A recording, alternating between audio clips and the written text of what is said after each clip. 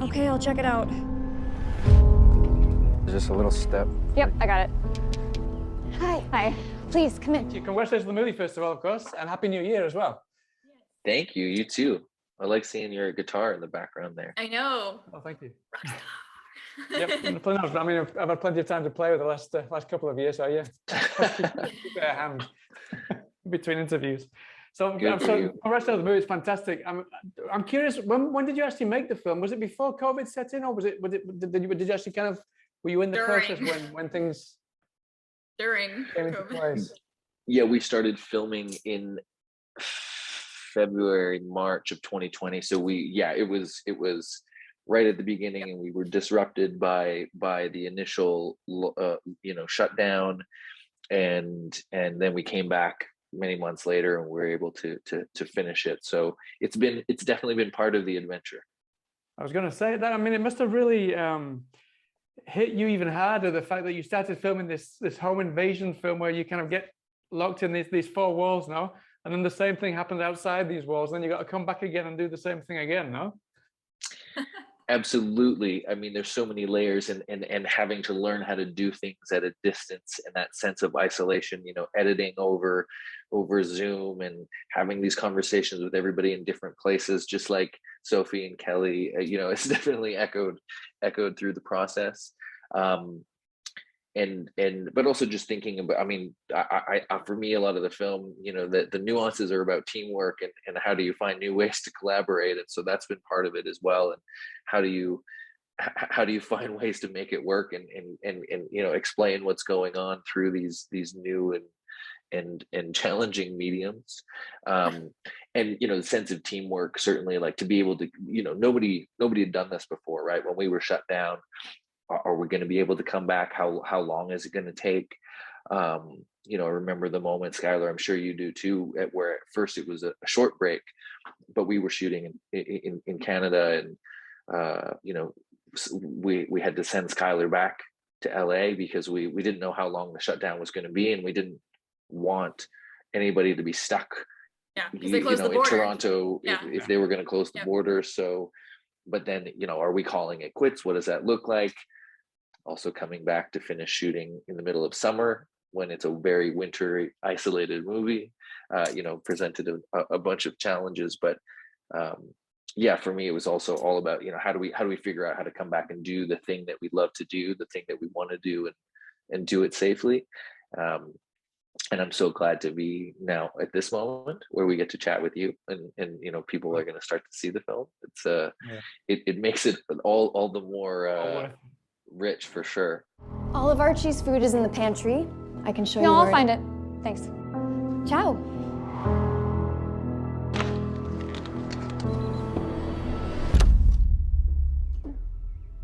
Download C for me. I mean, Randall, I know that previous work, for example, I saw that one of your previous works was it was like a virtual journey of the struggles that your grandfather had been through, no? So I imagine that was kind of another similar MO for taking this project on, because it really does kind of debase quite a few different kind of stereotypes, this film, which is something that I really appreciate about the film. And I imagine that's a similar case for you as well, no? Kind of coming onto the project as the actress as well, no? I love working in different mediums. So I've done virtual reality. That was I did a virtual reality piece before this film, and so I love shifting gears and bringing lessons from other mediums or other projects to the next one, to be able to sort of have a fresh perspective. I love exploring narrative in different ways. I think that there's a lot of physicality to see for me, and the way that we're thinking about these characters moving through the house. But what attracted me to it was like how those layers of sort of different things are explored within this really fun genre space. We have this thrill ride, we have this adventure, we have fights and gunfights and chases and a lot of stuff that I won't give away. But it's also, at the core of this is this really fun, interesting, complex, dynamic character. And it just so happens that character also is facing some challenges that have to do with visual abilities that we don't always see represented. So there's a freshness to that, and there's the opportunity to working with Skyler, of course, to authentically represent that, which to me, just makes it so much more rich and so much more compelling of a story. So to me, the combination of those things is what I'm all about. If we can expand those conversations and have a fun time and tell fun stories, and deliver that to our audience. I mean, that's the dream for me. So, when I was lucky enough to read this fun script and then discover this talented performer that was Skyler, it came together. Mm-hmm. And I mean, for you, Skyler, before you answer the same question, I could be completely wrong, but I got the feeling from reading things about your background that maybe a lot of this resonated with you when you read the script, maybe because I felt from reading certain things. I mean, obviously, I don't know very much about you, but I got the feeling that there were certain parallels there. I don't know if they were in the script before you came on board, or maybe you brought something from your own experience to the film as well once you joined the cast. It was definitely all mostly there. I mean, the script didn't change because of me at all that I'm aware of. Yeah, I mean, obviously the vision loss is the obvious parallel. It was sort of a fun, interesting, emotional experiment for me, because when I had all of the neurological issues that caused my condition, I sort of went down the road of, I felt like a burden on people. I was very depressed. I was very I wasn't angry and like trying to be independent in the way that I think Sophie does. Right. I was sort of the polar opposite of that. And so it was just interesting to be like, what would I have been like if I had that type of personality and gone down that road? So that was incredibly interesting just for me, like personally to see. I think we have a lot of the same experiences and we handle it very differently, which is really, really cool. Hey, what can I do for you? Hi, I'm locked out. Do you see a way I can get back in? Let's move around the perimeter. You're right in front of a sliding glass door. Can you feel it? Be careful, Sophie. And then when it came to actually filming the film, I mean, Randall, I don't know if it's down to you. I imagine a lot of it's down to you, but also down to your two cinematographers. And I imagine also maybe some of it is down to Skyler. Maybe the four of you work together to really kind of get across to the audience how Skyler would feel, how she would kind of the sensations that she would be feeling in this situation. Absolutely, yeah. I think the writers, Adam Yorke and Tommy Gushue, did a great job of sort of the shape of this adventure and all the twists and turns, and a lot of those layers of representation were there, and then having these conversations with Skyler allowed us to sort of tweak some of those things and make sure that we were moving in the right direction, but then also conversations about how Sophie would move through this space and the sense of this house that would develop and how Sophie might react to hearing certain things became a big part of the conversation with our two wonderful cinematographers, Jackson Perrell and Jordan Oram, who, worked very hard to obviously make the thing look amazing and beautiful and scary and tense, but also to represent how Sophie would move through the house and also how Sophie would experience the house without making without giving Sophie some sort of supernatural abilities, which sometimes happens, because we didn't want to do that. We wanted to heighten the representation of that kind of stuff because it's a film, but we didn't want to do a disservice to the conversation around differently abled people and suddenly make that some sort of superpower. And I think that those conversations with Skyler and each scene when we were blocking, I mean, it was just so fun to add those layers to how we would shoot it. Uh-huh. So thank you, Skyler. But no, I'm glad you said that you didn't want to kind of give her give the audience a feeling that she has any superpowers. So I mean, Skyler, how did you kind of ask them to do anything specific to make it kind of more difficult for you to navigate in this world that was created in the film? to give a more authentic portrayal of the character? No, I mean, there was like little moments when it came to like stairs and steps and, you know, the speed at which she navigates things that Randall and I discussed, but it was pretty good to begin with. There wasn't much tweaking that needed to be done. And I knock over quite a few things. A vase bites the dust, a tree. I mean, it's just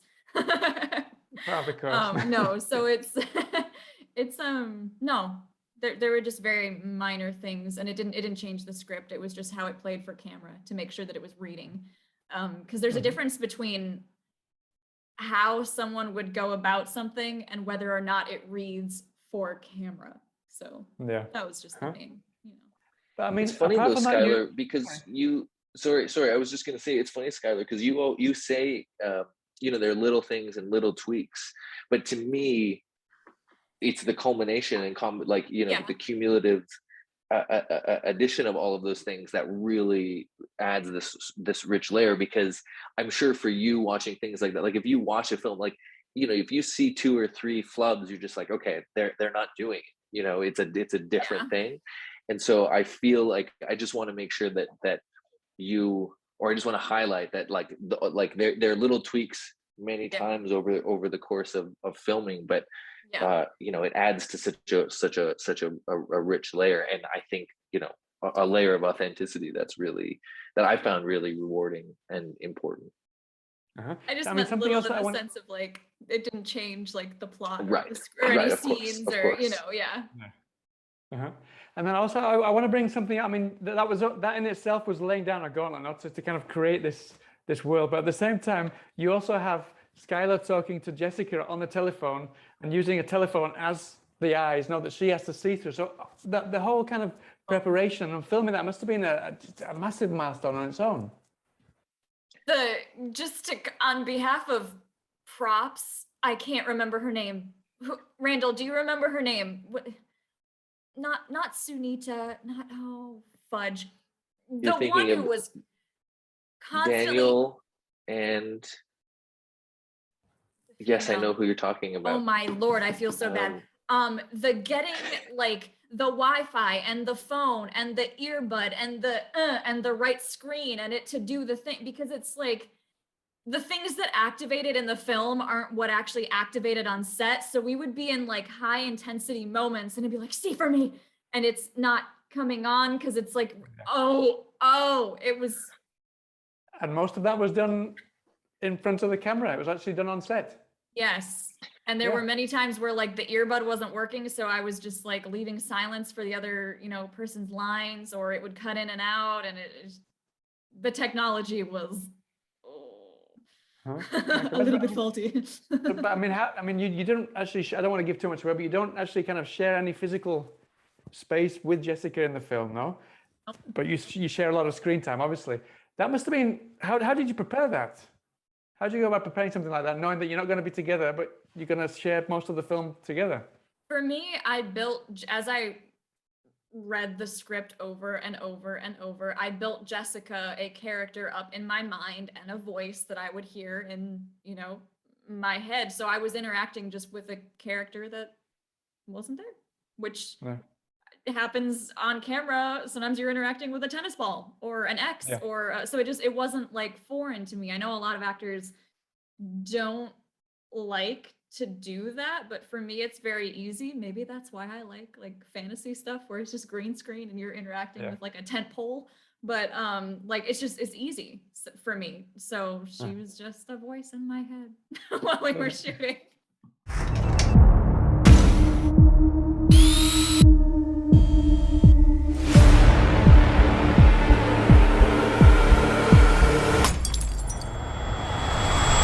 Someone's here. Hey, how can I help you? It's me, Sophie. There's people in the house. It's such a testament to Skyler's performance abilities.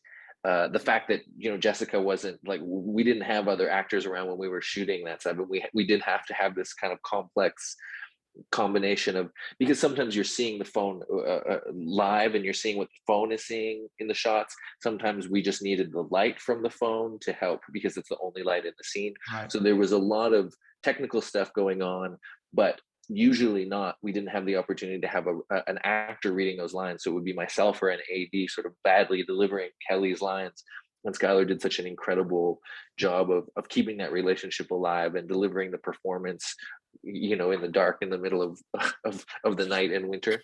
So I just wanted to highlight that. Toronto. Oh my goodness, you know, yeah, sometimes months apart because of the shutdown and the comeback. The comeback. Yeah, Skyler, you've done a lot of voiceover more than anything else, no? Having done this film and done it really, really well, will we be seeing more of you on screen rather than doing as much voiceover? Is that something that you'd like to start doing more of? 100%. Yeah, that's where it's going. So. So have you got anything planned that you can tell us about, or is there anything in the pipeline? That I can talk about. No, but we can see you soon, no? Yeah. Yeah. And what about Randall? What about you? Because I know that you do films and you do kind of artistic things a bit different. Now, what's next in the pipeline for you? Has COVID given you a chance to kind of decide where to go next? Yeah, I have another film project in the works, and I do have an art project coming up that will be towards the end of the year. So looking forward to that, and just to sharing See For Me with the world and seeing what the response is. I can't wait. Definitely. Well, listen, it's been so good to speak to you. I wish you the best of luck with the film. I can't wait for people to see it after waiting so long to get it out there. So I wish you the best of luck, and I hope to speak to you again so much, Howard. sometime in the future. Absolutely. Nice chatting with you. You just need to trust me. He's in the room. Let him get a little closer to you. Inhale.